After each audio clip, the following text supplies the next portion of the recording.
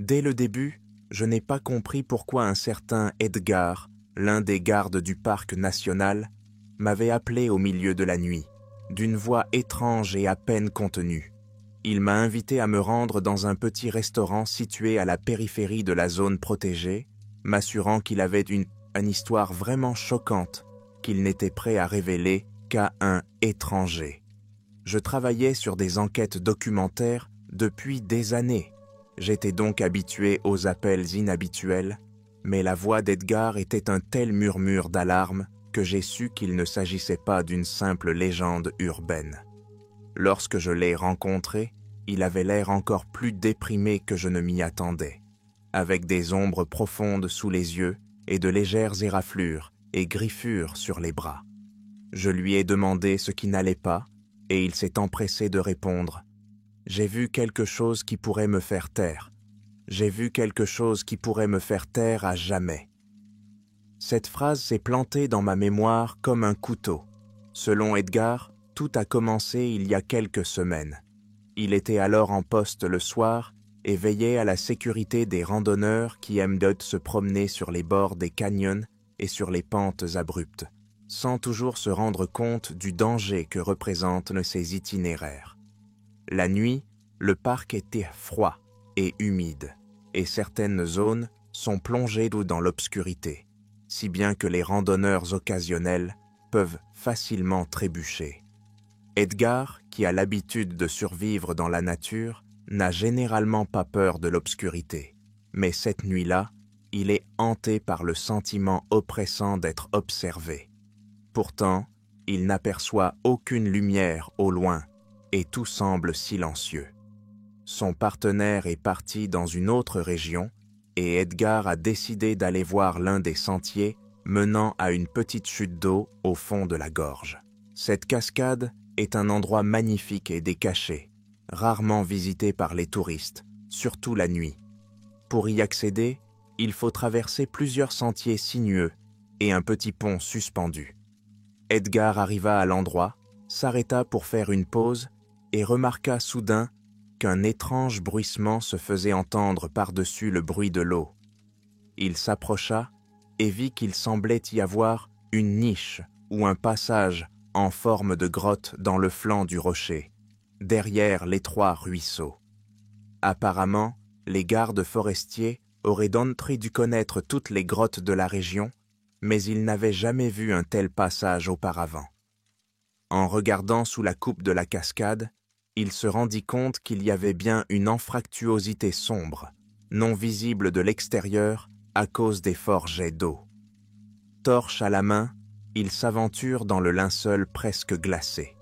Derrière la cascade, une étroite ouverture dans la roche s'enfonçait à l'intérieur de la montagne. Edgar n'était pas un homme timide, et il était de son devoir d'examiner les endroits suspects pour s'assurer qu'il n'y avait pas de risque d'éboulement ou d'autres dangers pour les visiteurs. Il se faufila en faisant attention de ne pas glisser et se retrouva dans un couloir sombre qui sentait le renfermer et le froid. Les rayons de la lanterne faisaient ventonner ressortir les murs de pierre humides, couverts de mousse par endroits. Mais le plus surprenant l'attendait ensuite, lorsque le couloir s'élargit soudain pour former une petite salle. Là, à la lumière de la lanterne, il vit que les murs étaient recouverts d'étranges dessins, manifestement réalisés par l'homme, comme les peintures rupestres des habitants de cet endroit. Edgar, en tant que garde forestier, savait qu'en divers endroits du Grand Canyon se trouvaient d'anciennes images d'ancêtres ayant vécu ici il y a des siècles. Mais ces dessins lui semblaient particuliers parce que, premièrement, il se trouvait dans une grotte dont personne ne parlait. Et deuxièmement, il y avait clairement des silhouettes parmi les figures habituelles d'hommes et de bêtes qui semblaient différentes des animaux habituels ou des images de la mythologie. Au lieu de bisons, de serpents ou d'aigles, il y avait des silhouettes aux membres allongés et aux têtes énormes de formes inhabituelles. Certains d'entre eux ne semblaient pas du tout appartenir à la faune terrestre. Ces étranges créatures semblaient y descendre du ciel et entrer en contact avec les tribus locales, à en juger par les symboles qui ressemblaient à des gestes de salutation. Edgar ne sait que penser. Son cœur bat la chamade. Il se dit qu'il était tombé sur une preuve vraiment importante de la façon dont les anciennes tribus représentaient peut-être les extraterrestres ou les gens du ciel. Mais toutes ces théories sur l'intervention extérieure restaient généralement des élucubrations de chercheurs de sensations, et il se trouvait ici devant de véritables peintures rupestres qui reflétaient en détail une sorte de contact. Il remarqua une scène sur le mur où plusieurs personnages ressemblant à des gens ordinaires étaient agenouillés devant des êtres plus grands qui, d'après le dessin, avaient de grands yeux et de longs doigts. Cela semblait complètement irréel. Edgar a pris quelques photos avec son téléphone, mais le flash donnait des images floues et peu nettes. Il veut aller plus loin dans la grotte, mais en plus de la peur, il est arrêté par un vague pressentiment. Dans l'obscurité, au-delà de la limite du faisceau de la torche, c'est comme si quelque chose bougeait. Un léger bruissement, le bruit d'une goutte d'eau, ou peut-être y avait-il vraiment quelqu'un qui se cachait là. Il essaya d'appeler « Hello ?» mais sa voix ne fit qu'un écho creux. Mais sa voix n'a fait qu'un écho creux. Il n'aimait pas l'air de la grotte qui lui semblait plus lourd, comme s'il lui pressait la poitrine. Edgar décida qu'il était temps de rentrer, de montrer ses découvertes à ses supérieurs et aux experts en patrimoine. Il sortit prudemment de la grotte, franchit le rideau de la chute d'eau et s'aperçut alors que l'heure avait largement dépassé minuit. Les minutes passées dans la grotte avaient m'affilé à toute allure. De retour à la base des gardes forestiers ce matin-là, Edgar a d'abord montré les photos à son collègue, mais après un rapide coup d'œil, celui-ci a froncé le nez en disant qu'il s'agissait peut-être d'un gribouillage ou d'un canular. Il y a des gens qui aiment faire de faux dessins anciens, mais Edgar a été séduit. Il demande à son patron de l'aider à organiser une seconde inspection de la grotte. Un jour plus tard, après s'être réunis, ils se sont rendus ensemble à la cascade. Lorsqu'ils arrivent, le courant d'eau s'écoule bruyamment comme avant, mais il semble que l'ouverture derrière l'eau se soit effondrée. Ou plutôt, une partie de la roche s'était effondrée, bloquant l'entrée. Edgar se figea de stupeur. Il se souvenait parfaitement de l'endroit où il avait rampé, mais maintenant, il y avait un tas de pierres et de l'eau qui coulait, ce qui empêchait de voir s'il y avait une ouverture. Le gardien se contenta de hausser les épaules. Apparemment, un petit éboulement s'est produit après les pluies. Mais s'il est impossible de passer, nous n'avons pas les outils pour creuser. Nous y reviendrons plus tard. Edgar regarde fixement ce tas de pierres, incapable de croire qu'il s'agit d'un simple coup de chance. Au fond de lui, il était persuadé que quelqu'un avait volontairement remblayé le passage. Mais il ne pouvait pas le prouver à son supérieur. Il se laisse convaincre de rentrer et de ne pas ébruiter ce qu'il a même vu, d'autant plus qu'il n'y a pas eu de demande officielle pour une étude plus approfondie des grottes. De retour chez lui, Edgar décide de regarder les photos et de noter tout ce dont il se souvient. Mais il a une nouvelle surprise. Les images de prise dans la grotte ont disparu de son téléphone. C'est comme si quelqu'un les avait supprimées ou effacées. Il avait pourtant juré qu'il avait bien pris les photos, et même ses souvenirs de cette nuit-là étaient trop frais. Mais les fichiers avaient disparu. Pendant quelques jours, il a été désemparé, pensant qu'il s'agissait simplement d'un problème technologique. Mais lorsqu'il fait discrètement allusion à la grotte qu'il a découverte à un homme du service géologique local, celui-ci devient tout pâle et lui demande de s'occuper de ses affaires. Un jour plus tard, Edgar a été abordé par deux inconnus en costume élégant qui se disaient représentants du bureau des parcs nationaux. Il ne les avait jamais vus auparavant parmi ses collègues. Il lui parle de poliment mais froidement, lui posant une série de questions. Quand il a trouvé la grotte, ce qu'il a vu exactement, avec qui il a partagé l'information. Edgar sent que tout se fige. Comment ont-ils obtenu son numéro personnel? Pourquoi insistait-il tant pour qu'il ne parle de sa découverte à personne d'autre? Il a essayé de plaisanter en disant « Ce n'est pas grave, je suppose que j'ai fait une erreur », et ils se sont un peu calmés. Mais finalement, l'un d'entre eux deux a dit sans équivoque « Il vaut mieux oublier ». Et n'essayez pas de refaire la même erreur. Le Grand Canyon est trop grand, les gens y disparaissent parfois. Edgar m'a raconté l'histoire de sa rencontre avec ces inconnus, en contenant à peine le tremblement de sa voix. Il m'a expliqué qu'après cet incident, il avait commencé à se sentir observé. Il avait vu des voitures étranges sur la route, ou des voisins avaient peu vu des hommes étranges devant sa maison prendre des photos de l'entrée. Mais surtout, Edgar n'arrivait pas à oublier ses peintures rupestres. Il se souvenait parfaitement qu'elles représentaient des indigènes tendant la main vers de grands personnages qui ressemblaient à des aliens. Aucun animal ou créature mythique ne lui était familier, et une scène sur le mur montrait une sorte de chose volante semi-circulaire au-dessus du sol. Tous les détails indiquent qu'il s'agit d'un contact avec quelque chose d'extraterrestre. Mais la science officielle rejette cette hypothèse, et les agences gouvernementales préfèrent ne pas mettre en lumière ce genre de choses. Alors, quand Edgar a compris que sa vie pouvait se compliquer, il a décidé de parler. Il s'est dit que s'il y avait un journaliste qui pouvait l'écouter et peut-être déterrer d'autres faits, alors peut-être que sa vérité ne serait pas enterrée. C'est ainsi que j'ai débarqué chez lui. J'ai écouté attentivement sa confession et lui ai demandé de me montrer l'endroit où se trouvait le fameux passage. Il a accepté, mais a insisté pour que nous y allions de nuit, afin de ne pas attirer inutilement l'attention. Cette nuit-là, le temps était plutôt maussade, mais il ne pleuvait pas. Nous avons pris nos sacs à dos avec des lanternes, des vestes chaudes et des cordes, et nous avons descendu les sentiers rocailleux jusqu'à la cascade.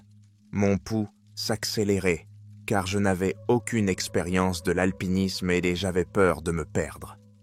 Mais Edgar a marché comme sur un pilote automatique, dans un silence total, jusqu'à ce que nous atteignions l'endroit. Le bruit de l'eau grondait et la lumière de la lune perçait à peine le sommet du canyon. J'ai pointé la lanterne vers la paroi abrupte où devait se trouver la grotte. En effet, des rochers y étaient visibles, comme si un éboulis frais avait bloqué l'ouverture. Nous avons décidé de voir s'il restait un passage. Edgar a écarté les arbustes envahissants et j'ai pu voir un mince espace au-dessus du niveau de l'eau par lequel il serait possible de ramper. Avec prudence, nous avons commencé à démonter les petits rochers. Le bruit de la chute d'eau couvrait le bruit de nos pas. Quelque chose d'inquiétant planait dans l'air, comme si l'endroit lui-même recelait une énergie obscure. Au bout d'une demi-heure, nous avons réussi à élargir un peu le passage. À l'intérieur, nous pouvions sentir le froid humide. Edgar est passé en premier, suivi par moi. Nos yeux se sont rapidement adaptés à l'épaisse obscurité et nous avons allumé les torches. Le couloir avançait et nous avancions prudemment, en essayant de ne pas faire de bruit. Un léger courant d'air semblait traverser les profondeurs de la grotte, apportant une odeur de parfum et quelque chose de subtilement inquiétant. Lorsque nous avons atteint la petite salle, j'ai vu les dessins dont Edgar avait parlé. Mais les pierres se posèrent sur le sol, sur les murs, des scènes de l'Antiquité, effacées mais encore lisibles, des figures humaines, des animaux stylisés, et parmi elles, de grandes silhouettes à la tête démesurément allongée et aux bras minces. Je crus deviner quelque chose comme des rayons ou une lueur dans le motif dessiné au-dessus de leur tête. La lanterne tremblait dans ma main. J'ai vu que l'un des aliens peints semblait tenir un objet étrange qui n'avait certainement pas d'analogue dans la culture indigène. S'il ne s'agit pas d'un faux, il semble qu'il y ait eu, quelque part dans un passé lointain, un contact que l'histoire officielle n'a pas mentionné. Mais alors, pourquoi les autorités étaient-elles si nerveuses à propos de cette découverte? Edgar murmure à voix basse qu'il lui semble qu'il y a un autre niveau en dessous de nous, peut-être une grotte plus profonde. Et s'il y avait encore plus de preuves ou d'artefacts? Un instant plus tard, nous avons entendu le crissement du gravier sous les pieds de quelqu'un dans le couloir derrière nous. Je me suis retourné, la lumière faiblissant, étouffant l'espace vide, mais une silhouette clignotait encore, comme si elle se cachait derrière un rocher. Nous nous sommes figés. Quelqu'un semblait nous observer. Edgar a fait un geste de la main. « Taisez-vous !» J'étais presque à bout de souffle. J'essayais d'entendre des bruits de pas. Mais le bruit de la chute d'eau à l'extérieur couvrait tous les autres sons. Nous avons regardé dans l'obscurité jusqu'à ce que nous réalisions qu'il n'y avait personne. Peut-être n'était-ce que notre imagination. Mais notre corps entier nous faisait mal à cause de l'effort. Nous avons décidé de continuer à chercher, mais nos cœurs battaient la chamade, car nous pouvions être pris au dépourvu à tout moment. Edgar me fit remarquer une fissure dans le sol que l'on pouvait atteindre, en sciant des éclats de pierre. Il supposait qu'il s'agissait d'un passage vers le bas, où il y avait peut-être une autre grotte. Il était certain que cette fissure était autrefois plus large, mais que quelqu'un l'avait délibérément obstruée avec des pierres. Il était clair que nous ne pourrions pas y arriver sans outils spécialisés. Nous avons pris des photos sur mes 2 téléphones, un smartphone et un téléphone à touche, afin que si quelque chose arrivait à la mémoire, au moins un des appareils ait une trace. Mais à l'intérieur, j'avais un lourd sentiment de pressentiment, comme si le lieu lui-même nous rejetait, nous éloignait. Les gouttes d'eau du plafond tombaient sur le sol avec un tel écho qu'on aurait dit qu'une énorme créature respirait quelque part dans les profondeurs. Soudain, Edgar me saisit par l'épaule, pointant la torche vers l'une des figures que je n'avais pas remarquées au début. Elle était plus grande que les autres, et sa forme semblait être un étrange mélange d'humain et de lézard, mais elle avait des tentacules ou des rayons sur la tête. Plusieurs silhouettes humaines gisaient près d'elle, comme vaincues ou endormies. L'image était effrayante, comme si l'artiste voulait dire que ces créatures pouvaient en vaincre les humains. En passant, j'ai pensé, et s'il ne s'agissait pas d'une simple peinture murale, mais d'un épisode réel où des étrangers sont venus sur ces terres et où les indigènes ont éprouvé de la peur? Cette pensée m'a fait frémir. Bien qu'extérieurement je ne sois pas enclin à croire aux théories surnaturelles, ce que j'ai vu parle de lui-même. Nous avons compris qu'il n'était pas prudent de rester ici longtemps. Le risque de rencontrer des invités indésirables, qu'ils soient humains ou non, était trop grand. Nous nous sommes dirigés vers la sortie en essayant de ne pas faire trop de bruit. Alors que nous nous rapprochions de l'entrée, nous avons de nouveau entendu des bruits de pas étouffés, plus clairement cette fois. On aurait dit que quelqu'un se tenait sur le côté, à moitié caché, et qu'il nous regardait. J'ai allumé la torche au maximum et j'ai dirigé le faisceau vers cette zone, mais rien d'autre que des pierres mouillées. « Qui est là ?» cria Edgar, mais seul le murmure de l'eau lui répondit. Le cœur serré, nous avons compris qu'il fallait sortir de ce piège au plus vite. Nous avons sauté par-dessus les rochers et avons pataugé jusqu'à la cascade, sentant les embruns froids sur nos visages. Le ciel étoilé au-dessus du canyon nous a permis de mieux respirer. Mais la paix ne nous attendait pas. Nous avions à peine fait une 12aine de pas que nous avons remarqué une silhouette sombre au départ du sentier. J'ai pensé qu'il s'agissait d'un randonneur, mais il était resté immobile comme une statue. Nous nous sommes figés. Soudain, l'homme, si c'était un homme, s'est détourné et a disparu au coin de la falaise. Nous ne l'avons pas poursuivi, réalisant clairement que cela ne se terminerait pas bien. Nous sommes retournés vers le sentier principal d'un pas rapide, en jetant de temps en temps un coup d'œil en arrière. Une ombre semblait nous suivre, mais il n'y avait personne à découvert. Enfin, lorsque nous avons atteint le parking, nous nous sommes regardés et avons réalisé en silence que c'était L'histoire était trop réelle et trop dangereuse. Le lendemain, Edgar m'a appelé pour me dire que des étrangers étaient venus chez lui.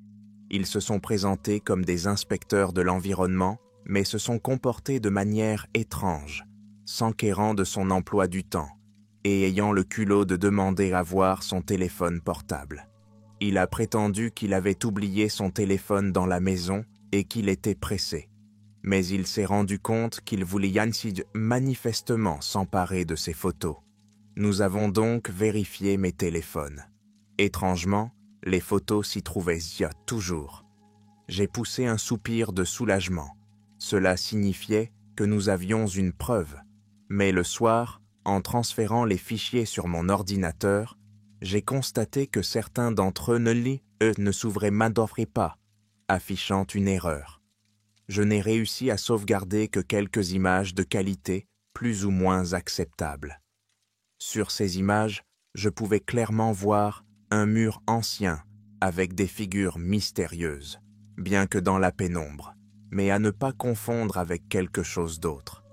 Ne sachant que faire ensuite, j'ai décidé de trouver un connaisseur de l'art rupestre indigène. Par l'intermédiaire de connaissances, je suis tombé sur un vieux chercheur qui habitait non loin de là. Au téléphone, il s'est montré sceptique à l'égard de cette histoire. Il arrive souvent que des gens viennent me voir avec des dessins incompréhensibles. La plupart du temps, il s'agit de faux ou de choses qui n'ont rien à voir avec les extraterrestres. Mais si vous avez de vraies images, venez me les montrer. Nous nous sommes donné rendez-vous dans une petite ville à l'extérieur du canyon.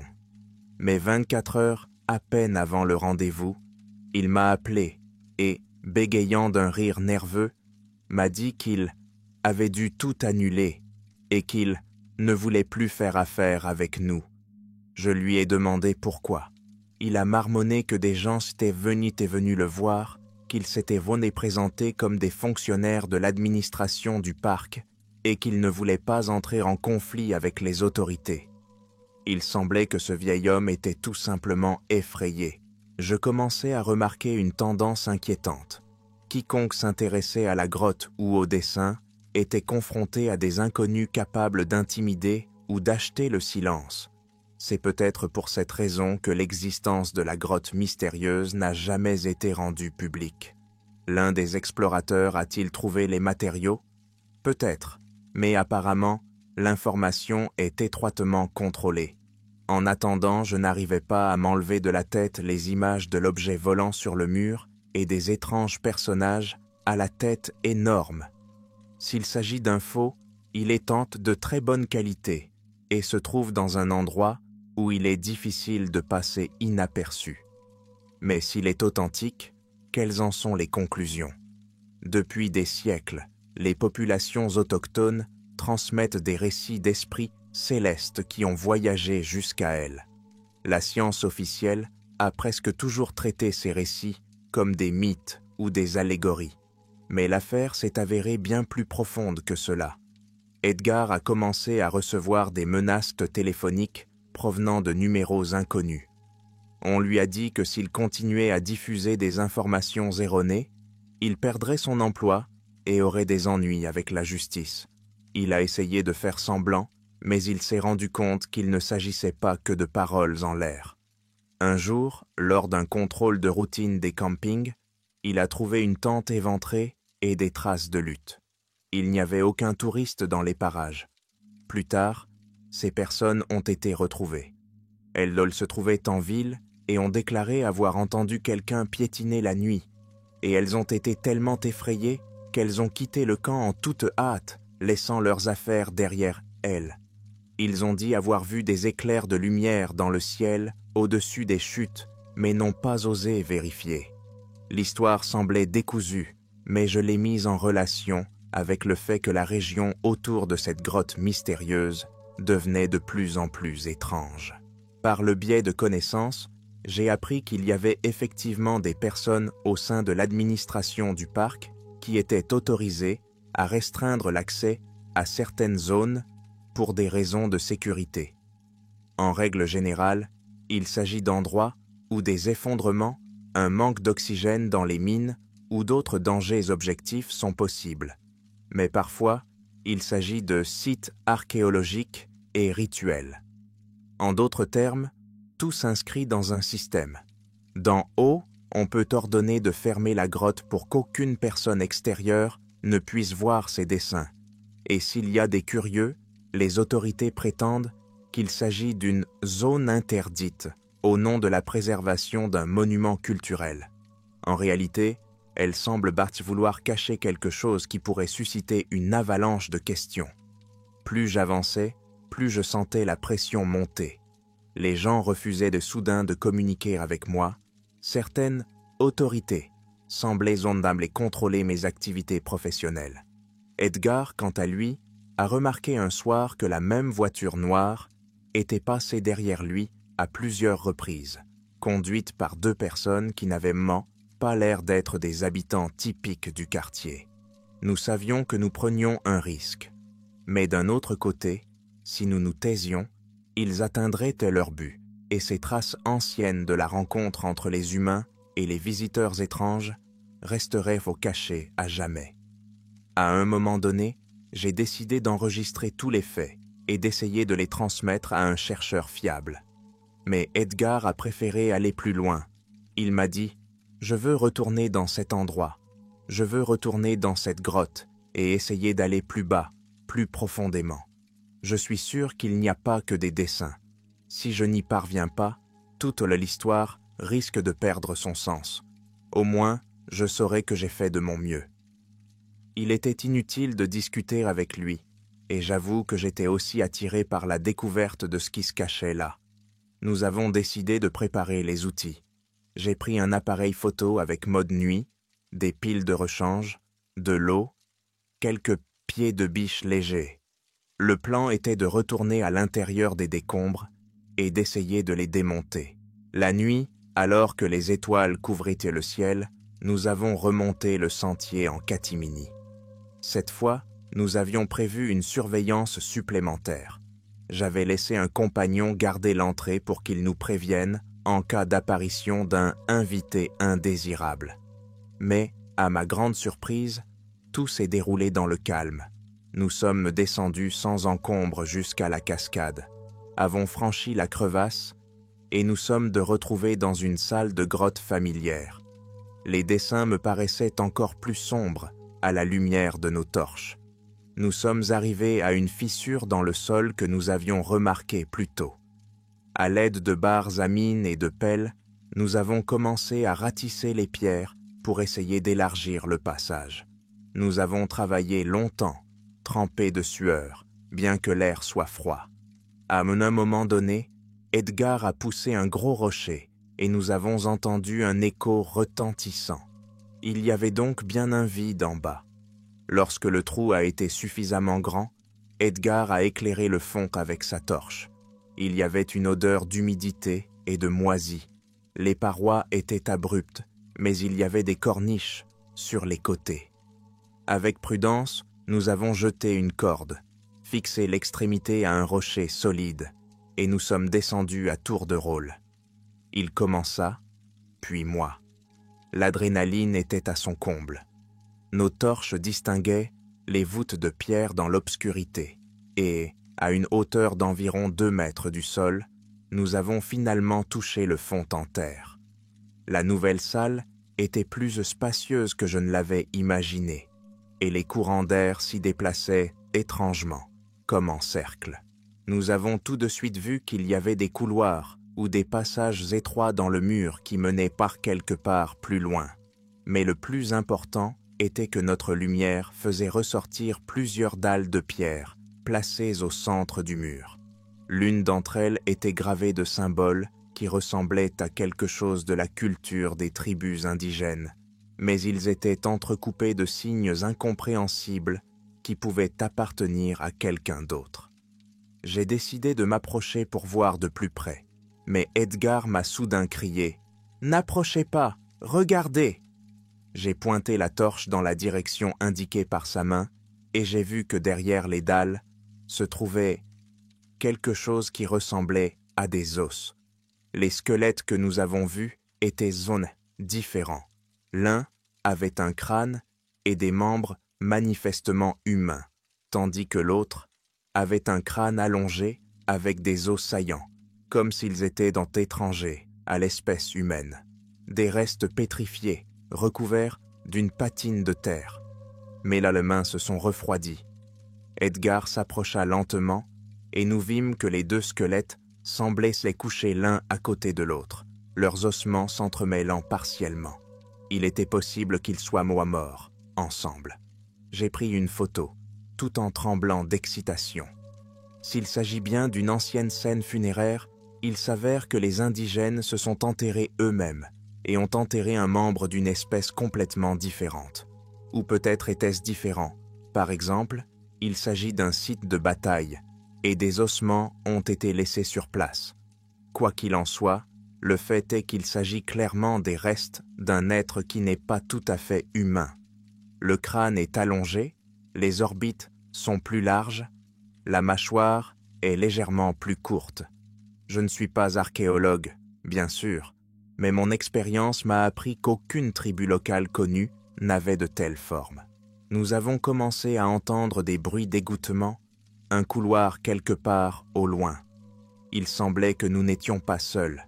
La torche a permis de distinguer quelques autres rochers effondrés dans l'obscurité. Partout, il semblait que des ombres se déplaçaient d'elles-mêmes. Nous étions à bout de nerfs, mais nous ne pouvions pas nous arrêter, car nous n'avions jamais rien vu de tel de notre vie. En avançant un peu, nous avons trouvé un autre pan de mur, sur lequel étaient alligravés non pas de simples dessins, mais un bas-relief entier. On y voyait des personnages à l'apparence humaine qui tendaient un bol ou un récipient à des créatures de grande taille, qui en retour leur tendaient de longs objets ressemblant à des baguettes ou à des bâtons aux extrémités brillantes. L'image, bien qu'ancienne, a conservé les détails. En la regardant, j'ai à peine réalisé que ce n'était pas un rêve. Edgar a supposé que les indigènes faisaient alliance avec ces extraterrestres pour acquérir des connaissances ou des objets rituels. Mais quelque chose n'a pas fonctionné car les restes gisent ici, sans jamais avoir été enterrés par qui que ce soit. Le temps a peut-être effacé la mémoire de ces événements. Il a essayé de filmer le tout en chuchotant ses commentaires à voix basse. Mais soudain, notre lumière s'est mise à vaciller et la caméra a surchauffé, alors qu'il n'y avait aucune raison. La batterie de ma torche s'est également vidée plus rapidement que d'habitude. Je n'arrivais pas à me débarrasser de l'impression qu'il y avait une énergie inhabituelle dans la grotte qui submergeait les appareils électroniques. Ou peut-être que j'étais en train de faire monter la peur en moi. Soudain, nous avons entendu des bruits venant d'en haut, quelque part autour de la crevasse par laquelle nous étions descendus. C'était un bruit distinct, comme si quelqu'un avait sauté en bas. Nous avons regardé autour de nous, pris d'une vague de panique. Qui était-ce ? S'agissait-il de gens qui nous suivaient ou de quelque chose de bien pire ? Il n'y avait pas une seconde à perdre. Nous nous sommes rapidement mis à la recherche d'un coin pour nous cacher et nous avons éteint nos torches. Dans l'obscurité totale, je pouvais entendre mon cœur battre et de l'eau couler derrière moi. Un murmure est venu d'en haut. Je ne pouvais pas distinguer les mots, mais je sentais qu'ils parlaient de nous. Edgar a poussé un soupir à peine audible. J'avais la nausée. Avions-nous été pris ? Nous avons entendu des pas s'approcher. Puis, il y a eu un bref éclair de lumière. Ils avaient donc aussi des torches. Je ne pouvais pas voir leur visage, mais dans cette lueur, j'ai deviné 2 ou 3 personnes. Ils ont regardé autour d'eux, ont braqué leurs lampes sur les dalles centrales, où reposaient les ossements. Il y eut une exclamation étouffée, puis l'un d'eux prit la parole. « Nous devons faire un rapport. » Et quelque chose d'autre que je n'ai pas pu entendre. Je me suis rendu compte qu'il ne s'agissait pas d'archéologues, il s'agissait plutôt des mêmes hommes en costume ou de leurs mercenaires qui cherchaient à brouiller les pistes. Edgar m'a touché le bras, m'indiquant de reculer lentement dans le couloir opposé. Nous avons avancé, respirant à peine, pas à pas dans l'obscurité. en essayant de ne pas heurter de pierre, de ne pas nous trahir par un bruit. Le couloir était étroit et nous devions nous pencher à certains endroits. Après quelques dizaines de pas, le sol s'est incliné vers le bas, formant une pente. Nous avons glissé en essayant de ne pas tomber. Une lumière vive a soudain jailli derrière nous. Nous avons dû être repérés. La chasse était ouverte. J'ai entendu un grondement, l'écho des cris de quelqu'un d'autre. Nous nous sommes précipités, sentant que nous allions être rattrapés. Dans cette course paniquée, j'ai trébuché et je suis tombé, me cognant le coude. Edgar m'a aidé à me relever et nous avons continué à courir jusqu'à ce que nous rencontrions un mur vide. Il y avait une ouverture sur la gauche par laquelle nous pouvions passer. Nous nous y sommes engouffrés. Lorsque nos pas se sont rapprochés, il s'est passé quelque chose d'inattendu. Le sol s'est effondré sous nos pieds et nous sommes tombés dans une fosse. Les secondes de la chute ont été mêlées d'horreur. Nous avons atterri sur un rebord humide, puis nous avons glissé sur une pente raide sur 2 mètres. Je me suis mordu la langue. Edgar a juré. Nous n'avions pas l'air de nous être cassés d'os, mais la douleur me traversait le corps. Le faisceau de la lanterne brûlait toujours, même s'il était faible. En levant les yeux, je me suis rendu compte que le trou d'où nous étions tombés se trouvait maintenant à environ 3 mètres, au-dessus de nous. Les voix de ces gens venaient d'en haut, mais ils n'osaient pas sauter en bas à notre suite. Nous les avons entendus discuter de quelque chose. L'une des phrases était « Appelons à l'aide, nous devons détruire l'entrée ». Après cela, leurs pas se sont éloignés. Il semblait que nous n'avions pas beaucoup de temps avant qu'ils n'amènent des renforts et qu'ils ne se débarrassent de l'endroit. On s'est regardé, il faut qu'on sorte, et vite. Mais où? J'ai éclairé l'espace autour de nous. Il s'est avéré que nous étions dans une autre salle caverneuse, encore plus grande, avec un sol irrégulier couvert de bave. Il y avait une stèle de pierre à une dizaine de mètres de là, portant les mêmes amalim signes étranges que celle du dessus. À vrai dire, je n'avais presque plus d'énergie, mais la curiosité l'emporta. Nous nous sommes approchés et avons vu que ce monolithe était de forme oblongue et que sur sa surface étaient gravés des motifs circulaires, très semblables à des cartes stellaires.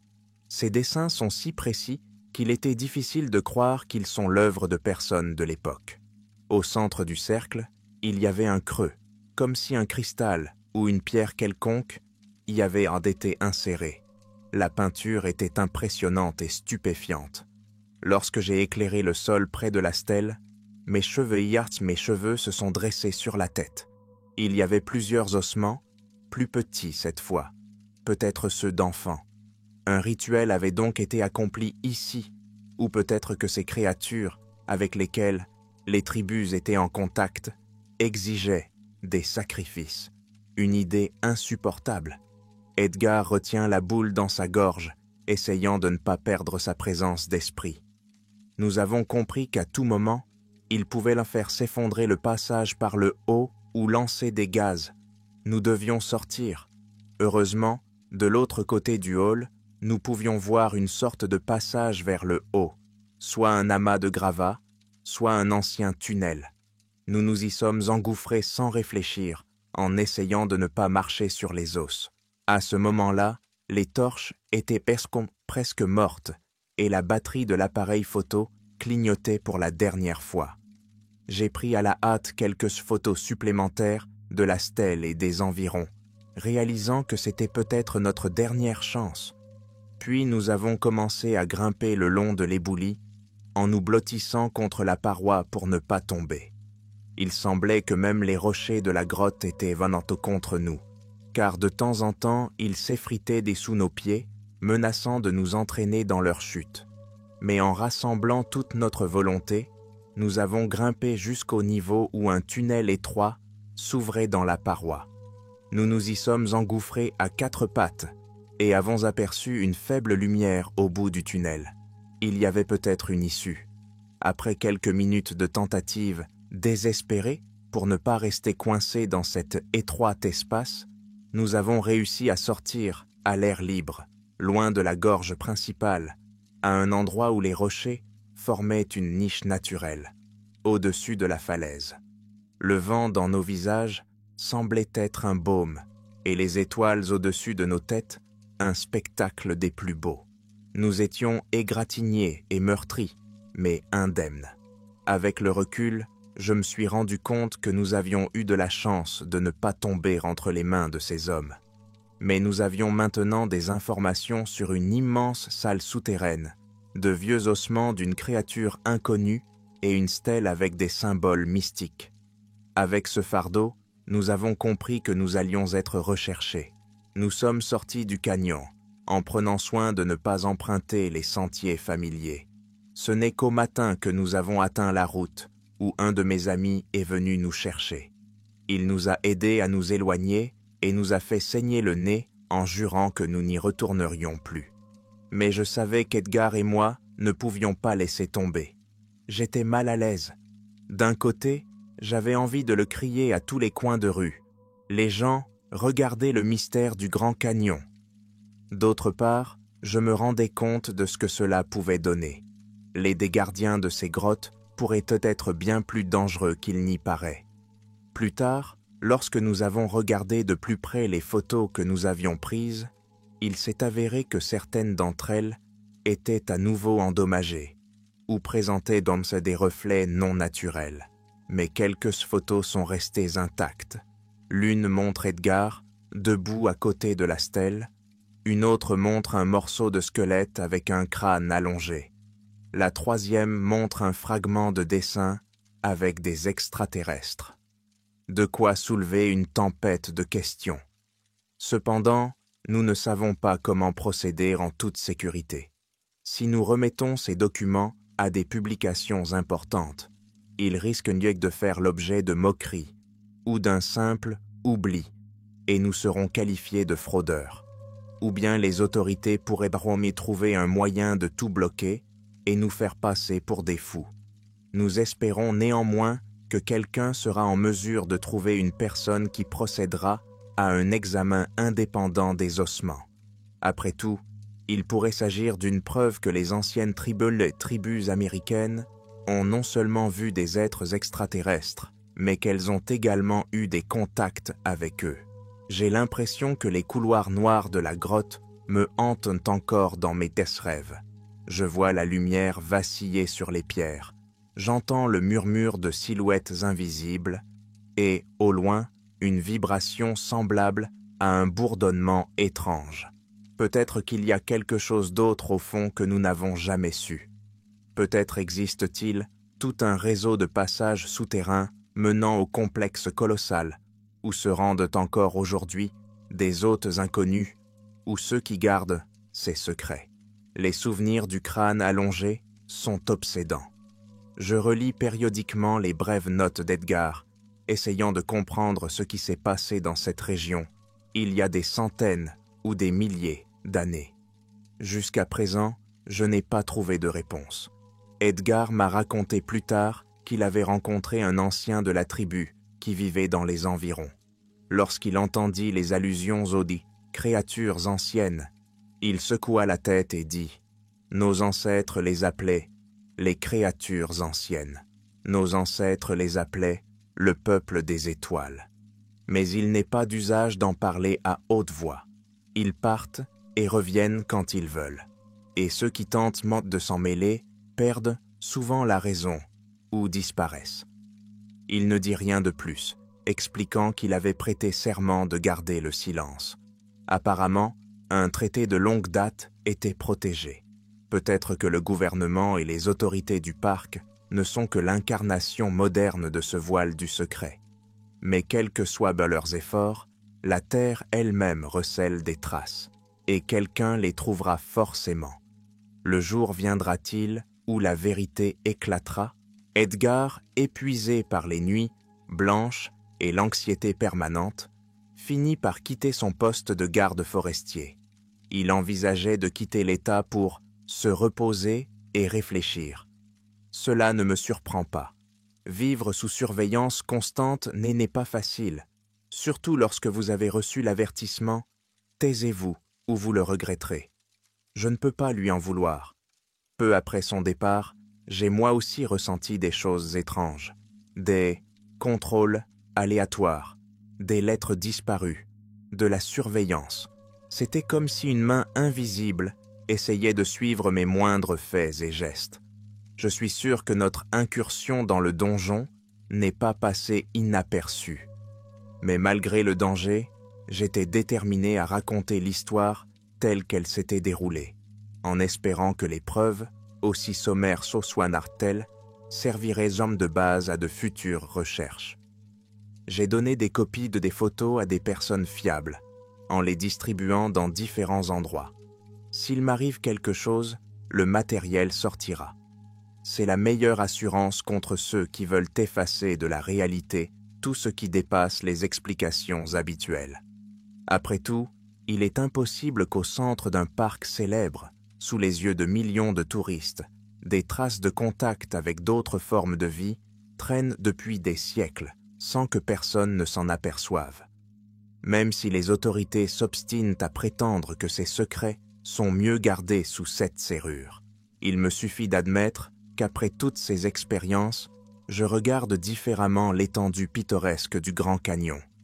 Derrière les vues merveilleuses admirées par les visiteurs, se cache une puissance ancienne qui peut contenir des secrets sur l'aube de l'humanité et peut-être sur la présence d'autres êtres intelligents sur notre planète. Les indigènes semblent mous de l'avoir deviné il y a des centaines de générations, mais la science officielle a été lente à le reconnaître, et les hommes en costume noir, comme les appelait Edgar, agissent rapidement et clairement lorsque de telles découvertes sont en jeu. Nous ne sommes que des maillons d'un jeu plus vaste, où quelqu'un arrange soigneusement les pièces pour que le contrôle de l'information ne permette pas au monde d'ébranler les notions établies. Lorsque je regarde les photographies des parois des grottes, ces dessins simples mais effroyablement évidents, j'ai toujours le sentiment que nous sommes arrivés au bord de l'abîme. On ne sait pas si l'humanité est prête à apprendre qu'il fut un temps, en des temps immémoriaux, où des visiteurs venus de contrées lointaines sont venus ici et ont laissé leur empreinte. Ou peut-être ne s'agit-il pas de visiteurs de l'espace, mais de quelque chose qui était venu d'autres dimensions. Il y a beaucoup de questions, peu de réponses. Mais ce que mes photos et mes impressions personnelles confirment, c'est que les histoires sur les « hommes du ciel » ne sont pas nécessairement de la fiction. Et les forces qui tentent de cacher la vérité existent et sont toujours actives aujourd'hui, éliminant toute tentative de divulgation. Peut-être qu'un jour, de futurs chercheurs prendront en main un équipement moderne et pénétreront à nouveau dans ces grottes, sans craindre la pression. Ils pourront alors mettre au jour les squelettes, les stèles et toutes les autres reliques conservées dans les profondeurs du canyon. Peut-être qu'alors, des documents comme le mien serviront de repère, de confirmation que tout cela n'était pas qu'une légende. Pour l'instant, tout ce que je peux dire, c'est qu'il faut être prudent si vous décidez d'explorer les recoins isolés du Grand Canyon. Vous pourriez découvrir non seulement une beauté naturelle, mais aussi un secret qui ne veut pas être rendu public. Face à ce mystère, vous devrez faire un choix, vous taire ou risquer de raconter ce que vous avez vu. Hélas, mon choix est déjà fait. Je transmets cette confession comme un témoignage de la face cachée du Grand Canyon, où derrière le bruissement de la cascade se cache une histoire qui pourrait ébranler les perceptions conventionnelles de notre monde. Et bonne chance à vous, si vous osez un jour regarder là où nous avons regardé, au risque de tout perdre.